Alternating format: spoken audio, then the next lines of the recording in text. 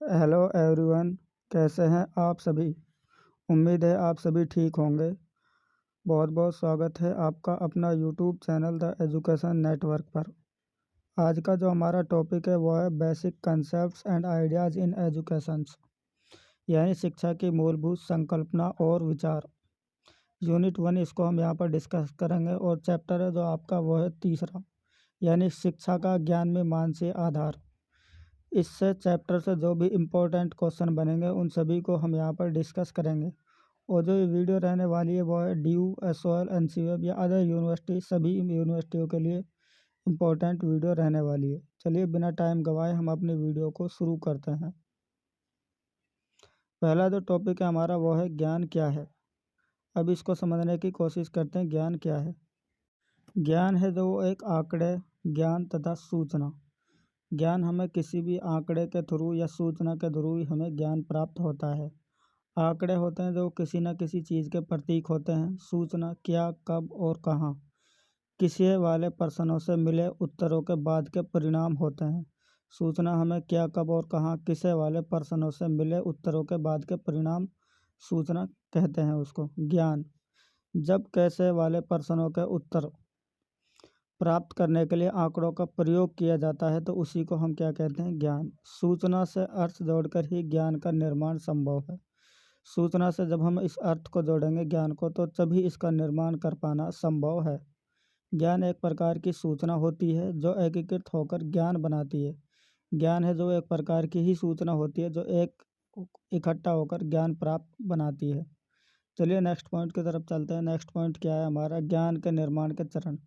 अब ज्ञान, यदि हमें ज्ञान का निर्माण करना है तो उसको 3 चरण हैं। सबसे पहले तो हमें किसी भी चीज़ पर विश्वास करना होगा। बिना विश्वास के हम उस पर ज्ञान प्राप्त नहीं कर सकते। फिर उसके बाद हमें तथ्य, कुछ ना कुछ उसके तथ्य भी हमें एकजुट करने होंगे। बिना तथ्यों के हम ज्ञान प्राप्त नहीं कर सकते हैं। सत्यता यानी उसके सच को जानेंगे, यानी उसके ऊपर विश्वास करेंगे, तभी हम उसके ज्ञान के बारे में जान पाएंगे। चलिए अब नेक्स्ट पॉइंट की तरफ चलते हैं। इन सभी को हम समझने की कोशिश भी करेंगे। ज्ञान मीमांस से आप क्या समझते हैं, काफ़ी इंपॉर्टेंट क्वेश्चन है, कई बार रिपीटेड क्वेश्चन भी है। ज्ञान मीमांस से आप क्या समझते हैं। ज्ञान मीमांस दर्शन शास्त्र का एक ऐसा क्षेत्र है जो मानवीय ज्ञान से संबंधित है। जो ज्ञान मानसी है दोस्तों, ये दर्शन शास्त्र का एक ऐसा क्षेत्र है जो मानवीय ज्ञान से संबंधित है। दार्शनिक जांच पड़ताल का वह क्षेत्र जो ज्ञान की उत्पत्ति, प्रकृति, वैधता और ज्ञान की विधियों एवं सीमाओं की खोज करता है। ज्ञान मीमांस ज्ञान के विभिन्न पहलुओं के संबंध में अनुसंधान एवं अध्ययन के ही सत्य की खोज करना चाहता है। जो ज्ञान मीमांस ज्ञान के जो पहलू होते हैं वह उन्हीं के संबंध में हमेशा अनुसंधान एवं अध्ययन करके ही सत्य खोज करना चाहता है। इसका जो मूल विषय है वो अंतिम गया की उत्पत्ति कैसे होती है। एपिस्टोमेलॉजी 2 शब्दों से मिलकर बना है। एपिस्टेम अर्थात इसका जो अर्थ होता है वो ज्ञान होता है। लोगोस जिसका अर्थ होता है ज्ञान। चलिए अब नेक्स्ट पॉइंट की तरफ चलते हैं। नेक्स्ट पॉइंट क्या है हमारा, ज्ञान की उत्पत्ति से संबंधित कौन कौन से सिद्धांत हो सकते हैं। जो ज्ञान, यदि ज्ञान की उत्पत्ति से संबंधित कौन कौन से सिद्धांत हैं। नंबर 1 बुद्धिवाद। पहले तो बुद्धि होनी चाहिए। अनुभववाद, किसी भी चीज़ का अनुभव होना। जैसे आप देखते हैं कि 6 साल का बच्चा है और कोई 60 साल का व्यक्ति है, तो कहीं ना कहीं हम देखें तो 6 साल से अधिक 60 साल के व्यक्ति के पास अधिक ज्ञान या अनुभव प्राप्त होता है। आलोचनावाद।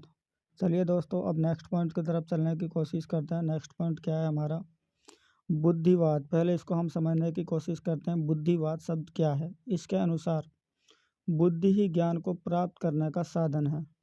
यानी जो बुद्धि है उसी को हम ज्ञान प्राप्त करने का एक साधन मानते हैं और इसी से यथार्थ या वास्तविक ज्ञान की प्राप्त होती है। इसी से बुद्धि से ही हमें जो असली ज्ञान की है सूचना है वही प्राप्त होती है। इसके अनुसार ज्ञान 2 प्रकार का होता है। एक होता है दार्शनिक ज्ञान की उत्पत्ति जो बुद्धि के द्वारा होता है।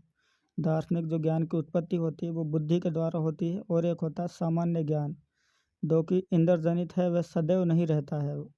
एक सामान्य ज्ञान रहता है जो इंद्रजनित है, लेकिन वो ज्ञान जो है जो हमेशा नहीं रहता है। बुद्धि में ज्ञानार्जन की जो क्षमता है वो जन्मजात होती है, यानी जन्म से ही होती है। जो ज्ञानार्जन की क्षमता है वो जन्म से ही होती है। चलिए अब नेक्स्ट पॉइंट की तरफ चलते हैं। नेक्स्ट पॉइंट क्या है, अनुभववाद। अनुभववाद क्या है, ज्ञान लोक ने अपने लिए एक नया मार्ग चुना है जिसे हम अनुभववाद कहा जाता है। यदि ज्ञान जो लोक है उन्होंने एक नया रास्ता चुना है जिसे हम अनुभववाद भी कहते हैं। अनुभव के आधार पर ही बालक के मस्तिष्क में ज्ञान अंकित होता है।